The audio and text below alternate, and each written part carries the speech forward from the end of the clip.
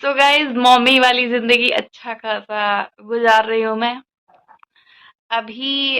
इस समय मतलब राघव 1 साल के हो गए हैं और इनको ना दांत आ रहे हैं। मतलब इन छोटे छोटे से प्यारे, हाँ, छोटे छोटे से प्यारे प्यारे से इनके दांत निकल रहे हैं।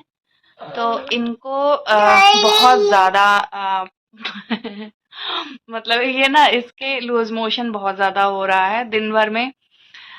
कम से कम 5 से 6 बार इसको पॉटी आती है। और हाँ, और मेरा दिन का आधे से ज्यादा टाइम मतलब मतलब दिन का आधे से ज्यादा टाइम मेरा पॉटी धोने में जा रहा है। मैं ये सोच रही हूँ कि कहीं ऐसा ना हो कि ये जो हाथ में थोड़ी बूढ़ी रेखाएं हैं ये इनका पॉटी धोने में घिस जाए। बेटा। तो मुझे ऐसी फीलिंग आ रही है ऐसे ही कि कहीं ऐसा ना जो थोड़ी मोड़ी रेखाएं बची हैं, आधी तो ऐसे ही चली गई, आधा पॉटी धोने में जा रही है। दिन भर में इतनी बार जब से इसको दांत आ रहे हैं, एक्चुअली पेन भी होता होगा, मुझे पता नहीं है। फिलहाल मैंने इसके लिए बहुत ज्यादा अच्छी कैल्शियम की दवा लेकर आई हुई हूँ, जिससे आसानी से दांत निकल जाएगा, पेन नहीं होगा। बट स्टिल इसको पॉटी बहुत ज्यादा हो रही है और मुझे पता है ठंड है।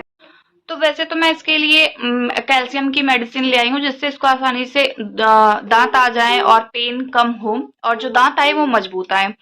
बट पेन हो रहा हो नहीं हो रहा हो, ठंड तो है ही, वो अलग की बात है कि चलो हम मेडिसिन दे रहे हैं, पेन नहीं हो रहा है। लेकिन जो इसको ना दांत निकलने टाइम में इतनी बार इसको मतलब पॉटी हो रही है ना, इससे इसको बेचारे, मैं सोचती हूँ कभी कभी लाइट है फिर तो अलग बात है, गर्म पानी मिल जा रहा है, कभी कभी लाइट नहीं रहती है तो ठंडे पानी से ही इसको साफ करना पड़ता है। और फिर मैं सोचती हूँ कि बेचारा छोटा सा है ना, ये बता नहीं पाता होगा कि मुझे ठंड लग रही है या जो भी है। लेकिन फिर भी फिर मैं साफ करके लेकर आती हूँ ना, तो मैं अपनी ही गोद में कितने देर तक इसको लपेट के, पूरा इसके टॉवल से, बहुत स्मूथ सी इसकी टॉवल है, जो जितनी है टॉवल सारी बहुत स्मूथ स्मूथ है, तो मैं लपेट के बहुत देर तक गोद में ही लिए रहती हूँ अपने। जब इसकी बॉडी पूरी गर्म हो जाती है ना, फिर मैं अच्छे से साफ करके, इसके बाद रैश क्रीम मैं इस समय ज्यादा यूज कर रही हूँ। क्यों? क्योंकि ठंडियां हैं, डायपर ज्यादा यूज हो रहे हैं, तो रैश क्रीम बहुत जरूरी है यूज करना कि रैशेस ना आए। तो मैं पोंछ वगैरह की ना करके फिर अच्छे से करती हूँ, ताकि अभी भी कितनी बार भी ये पॉटी करें, लेकिन इनकी शानो शौकत में अपनी तरफ से मैं कोई कमी नहीं आने दे रही हूँ, कि ताकि इनको ऐसा ना लगे कि इस समय, मतलब इनको क्या, किसी को भी ऐसा ना फील हो। और मैं किसी को फील कराने के लिए ये सब नहीं कर रही हूँ, स्टिल मैं अपने लिए कर रही हूँ, मुझे तसल्ली मिलती है जब मेरा बच्चा साफ सुथरा, सुंदर तो है ही, उसमें कोई दो राय नहीं है, गोरा गोरा सुंदर सा प्यारा सा है मेरा बेटा। तो अभी इसको दांत आ रहे हैं ना, इस वजह से थोड़ा सा ज्यादा ये इरिटेटेड रहता है। बट मैं मतलब मैं और बच्चों से अगर देखने के बाद अगर मैं बोलूँ ना, मेरा बच्चा बहुत सीधा है, बहुत प्यारा है। वैसे मैं इसको सीधा बनने नहीं दूंगी, क्योंकि कहा जाता है ना, कहावत है कि सीधे का मुंह कुत्ता चाटता है, तो मुझे इसको बहुत ज्यादा सीधा नहीं बनने देना है। है ना, मैं इसको दब्बू टाइप का नहीं बनने देना चाहती हूँ। और मैं सब, हर एक मदर को, आज का टाइम देखते हुए ना, हर एक मदर को सजेस्ट करती हूँ कि अपने बेटे को दब्बू ना बनाए, लेकिन बदतमीज भी ना बनाए। क्यों? क्योंकि मतलब एक दब्बू होना अलग चीज है, कि किसी के सामने अपनी बात ना रख पाना, और बदतमीज होना अलग चीज है। तो मैं ये दो चीजों में बता देती हूँ कि बदतमीज ना, मतलब बदतमीज ना हो, बट दब्बू भी ना हो। तो हाँ, इसके बाद हमारा ये वाला जो कमरा है ना, ये तो ऐसे सपने टाइप का हो गया। आप देखो यहाँ ना, ये जो बास्केट रखा हुआ है, लॉन्ड्री बास्केट, इसी में ना मैंने इनके जो डायपर आए हुए हैं, मैं एक बार में ही मंगा देती हूँ। डायपर जो आए हुए हैं उसको मैंने इसी में रख दिया है, क्योंकि कई कई सारे पैकेट्स मैंने एक साथ ही मंगा दिए हैं। ये वाला रूम तो जैसे एक सपना टाइप का हो गया है, कभी कभी आना होता है, हम ज्यादा करके बाहर वाले रूम में ही रहते हैं, क्योंकि बेड पे हम नहीं लेट रहे हैं, इसलिए बेड पे नहीं लेट रहे हैं। क्योंकि आप पहले तो तभी ठीक था, बट अब इसको ज्यादा थोड़ा सा चीजें आती हैं, कि मतलब एक होता है ना, बच्चा बढ़ रहा है तो उसकी जिज्ञासा भी बढ़ रही है, कि यहाँ क्या है, वहां क्या है, ये क्या है, वो क्या है, तो जिज्ञासा बढ़ रही है। इस वजह से ना हमें डर लगता है कि इन केस हम रात में सो जाएं तो, और ये जग जाए, ये जगता है ना, बेड पे एक जगह नहीं सोता, कहीं भी सोता है उठ के, और ये जग जाए तो कहीं इधर से उधर करने के चक्कर में गिर ना जाए। क्योंकि हमारा जो बेड है वो थोड़ा सा ज्यादा ऊंचा है, और प्लस उस पे ना 6 इंच का गद्दा पड़ा हुआ है, तो इस वजह से और ज्यादा थोड़ा सा ऊंचा हो गया। इस पे से अगर ये गिरेगा तो इसको अच्छी खासी चोट लग जाएगी। तो हम थोड़ा सा डिस्कम्फर्ट ही सह लेंगे, बट बच्चे के ऊपर कोई बात ना आए, बच्चा गिरे ना, उसको चोट ना लगे, क्योंकि अभी ऊपर से गिरा और यहाँ ऊपर से नीचे गिरेगा ना तो उसके सिर विर में चोट लग गई, फिर तो लेने के देने ही पड़ जाएंगे। और हम ये बिल्कुल ही नहीं चाहते कि हमारे बच्चे को चोट लगे। हम थोड़ा सा डिस्कम्फर्ट सहेंगे, थोड़ा सा हमारा घर फैला फैला नजर आएगा, इट्स ओके, बट अभी हम बच्चे के साथ कोई रिस्क नहीं ले। तो गाइज बहुत लोगों ने ना मुझे सजेस्ट किया कि बच्चे को अगर दांत हो रहे हैं तो उसको ग्राइप वाटर दो। तो ठंड वंड तो अपनी जगह है, मैं वैसे भी ग्राइप वाटर नहीं देती। Gripe water is not good for babies, क्योंकि इसके अपने डॉक्टर ने इसको मना किया है, इसका अपना डॉक्टर है उसने मना किया है कि ग्राइप वाटर नहीं अच्छा होता है बच्चों के लिए। मैं आपको दिखाती हूँ मैं अपने बच्चे को टीथिंग के टाइम क्या दे रही हूँ मेडिसिन। तो इधर लाना बेटा, दे दो। तो मैं अपने बच्चे को दे रही हूँ ये मेडिसिन, ये शायद आपको अच्छे से दिख रहा होगा स्क्रीन पे। तो मैं ये दे रही हूँ और इसको हाथ से नहीं टच करना है, डायरेक्ट अच्छा लो, डायरेक्ट स्पून में लेके और डायरेक्ट इसके मुंह में डाल देना है ये मेडिसिन। इस पे हाथ अगर आपका लग जाता है तो आप इसको बच्चे को फिर ना ही खिलाएं। इससे दांत मजबूत निकलेंगे और प्लस दांत में निकलते टाइम में पेन नहीं होगा। कई सारे बेनिफिट है, ये हड्डियों के लिए भी बहुत ज्यादा अच्छा है। तो इस वजह से मैं इसको दे रही हूँ। Gripe water is not good for babies. तो आप अगर आप किसी से कंसल्ट भी कर सकते हो, किसी डॉक्टर से। तो मेरा ही मतलब मेरा पर्सनल ओपिनियन है कि आप ग्राइप वाटर अपने बच्चों को ना दें। पुराने जमाने के लोग जिनके बच्चे मतलब हो चुके हैं कुछ अच्छे खासे 7-8 साल के, वो लोग कहते हैं कि ग्राइप वाटर देना चाहिए। तो वो पुराने, तो ये जो मेडिसिन मैंने अभी आपको दिखाई है ना, बच्चों के आजकल हर एक मेडिकल स्टोर पे अवेलेबल है और ये बहुत ज़्यादा हेल्पफुल है बच्चों के दांत निकलने के टाइम के लिए। और उनके इसके साथ साथ ये बहुत सारे बेनिफिट भी देता है। तो इस वजह से आप ये वाली मेडिसिन बच्चे को दे सकते हैं। और इसके अलावा मैं रैश क्रीम, जैसे इसकी डायपर रैश क्रीम मैं क्या यूज़ कर रही हूँ वो भी मैं यहीं पे इमेज लगा दूंगी अभी, तो आप उसको देख लेना कि मैं कौन सा डायपर रैश क्रीम यूज़ कर रही हूँ इसके लिए। बहुत ज़्यादा अच्छा है। मतलब अगर आप बच्चे को ना अच्छा खासा रैश हो भी गया है ना, आप 1 से 2 बार इसको यूज़ करेंगे तो एकदम से गायब हो जाएगा रैश। बट अगर ठंडियों में जैसे मैं इस समय डायपर ज़्यादा यूज़ कर रही हूँ तो मैं मतलब जब भी मैं डायपर पहना रही हूँ तो रैश क्रीम ज़रूर लगा दे रही हूँ, चाहे फिर वो रैश हुआ हो और चाहे नहीं हुआ हो। तो मैं यही सजेस्ट करूंगी कि आप भी डायपर पहनाने से पहले अच्छे से आप क्लीन कर लो बच्चे का एरिया जहाँ रैश क्रीम लगाना है, और इसके बाद फिर रैश क्रीम अप्लाई कर दो, फिर डायपर पहनाओ, बट स्किन अच्छे से सूखी हो।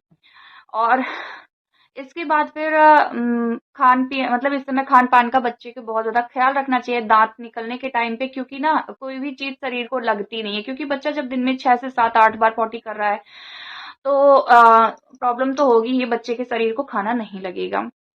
आप फिर उसको चाहे कुछ भी खिलाओ। मेरा बच्चा खुद का दिन में कभी कभी तो 7 से 8 बार पॉटी कर देता है। इस समय क्या हो रहा है ना इसके साथ कि मैं इसको कुछ भी खिला रही हूँ ना, ये उसको डाइजेस्ट नहीं कर पा रहा है। इसको उसको खाते ही ये तुरंत फिर पॉटी कर देता है। दूध भी पीता है ना तब भी इसके साथ यही हो रहा है। रात में नहीं होता है बट ये दिन में ज्यादा ऐसा करता है कि खाते ही कुछ भी खिलाओ कुछ भी तो उसको डाइजेस्ट नहीं कर पाता है। तो मैं यही प्रीफर करूंगी ना कि आप कुछ भी जो भी इसको खिलाओ ना वो हेल्दी हो, मतलब जो इसके शरीर को लगे, चाहे थोड़ा मोड़ा ही लगे बट इसके बच्चे के शरीर को लगे। क्योंकि मतलब आप कुछ खिला रहे हो ना, बच्चा अगले ही पल पॉटी कर दे रहा है, फिर वो चाहे मतलब हेल्दी हो नॉन हेल्दी हो जो भी है। फिलहाल बच्चे को तो कोई नॉन हेल्दी देता नहीं है, बट जो भी आप देते हो ना, कुछ भी खिलाते हो तो बच्चा पॉटी कर देता है। तो मैं यही प्रेफर करूंगी कि आप अपने बच्चे को हेल्दी दो, जो भी हो वो उसके शरीर को लगने वाला हो। मेरा बच्चा घी नहीं खाता है, मलाई खा लेगा लेकिन घी नहीं खाता है। मतलब मलाई आप किसी चीज में मिक्स करके दो ना, जैसे सेरेलैक वगैरह में तो खा लेगा, बट घी नहीं खाता है। तो मैं घी तो नहीं खिलाती इसको, क्योंकि ना इसको खाते ही फिर वॉमिट आने लग जाती है। तो घी तो नहीं देती, बट मैं इसको जो भी देती हूँ बहुत ज्यादा हेल्दी। मैंने अपने हाथ से बनाया हुआ सेरेलैक है जो टोटल ड्राई फ्रूट से बना हुआ है, वो मैंने बनाया हुआ है। और इस समय मैं इसको मखाने दे रही हूँ, क्योंकि मखाने में बहुत अच्छा कैल्शियम का बहुत अच्छा सोर्स है मखाना। मखाने दे रही हूँ इस समय ताकि इसको अच्छे मजबूत दांत आए।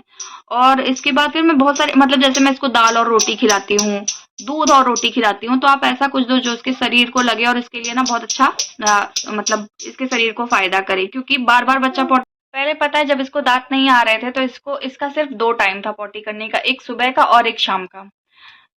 तो इसके बाद फिर 2 टाइम ही पॉटी करता था। और अगर इन केस में इसको दिन में कभी, मतलब जब इसके मान लीजिए ये दिन में ना, मान लीजिएगा ये दिन में 9 बजे तक पूरा अच्छे से नहा वहा के फ्रेश हो जाता था।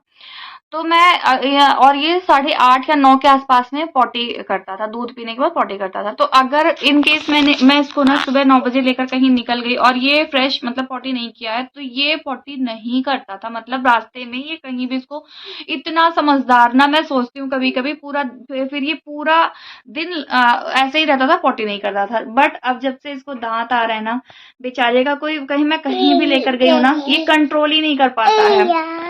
जबकि इसके अंदर इतना अच्छा कंट्रोलिंग पावर है ना, मैं क्या ही बताऊं। ये पूरा दिन पॉटी नहीं करता था, बट जब से इसको दांत आ रहा है ना, मेरा बच्चा कंट्रोल नहीं कर पा रहा है, इसको पॉटी हो जा रही है। तो इस वजह से मैं अभी जब तक बच्चे को दांत आए ना, तो मैं ये भी सजेस्ट करूंगी कि आप बाहर निकलो तो 5 से 6 डायपर अपने पास रख के निकलो, प्लस बेबी वाइप्स जरूर हो, प्लस एक पाउडर जरूर रखो। मैं अभी मेरा बहुत बड़ा सा पर्स हो गया है, मैं जब भी कभी बाहर निकलती हूँ तो मैं उसमें बहुत सारा सामान, इसी का बहुत सारा सामान लेकर निकलती हूँ। और इस समय बच्चे को ना पानी पिलाना बिल्कुल ना भूलें, मतलब पानी मस्ट, बहुत जरूरी है, पानी बहुत कमी हो जाती है पानी।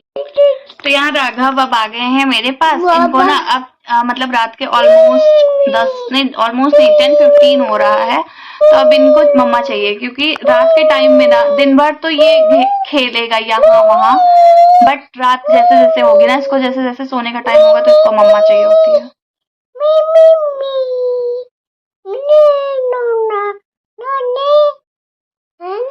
नाना, इसको नाना नानी मामा में इतना प्यार है ना, मैं क्या ही बताऊं।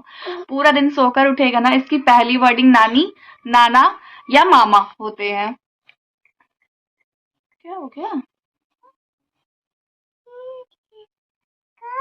क्या बेटा? अच्छा, बच्चे ना वाइब पहचानते हैं। आप उनको कौन सी वाइब से अपने गोद में ले रहे हो ना, वो बहुत अच्छे से पहचानते हैं। बेटा, ये कौन सा पा है बेटा? आप उनको कौन से इरादे से अपने गोद में ले रहे हो ना, बच्चे इसको बहुत अच्छे से पहचान लेते हैं। इसीलिए ना शायद इसीलिए शायद ना बच्चे कुछ लोगों के पास जाना पसंद नहीं करते, क्योंकि शायद उनको ना वाइब आ जाती है कि सामने वाला इंसान हमें किस मंशा से गोद में ले रहा है। मेरे पास बच्चे बहुत खुश रहते हैं सच में।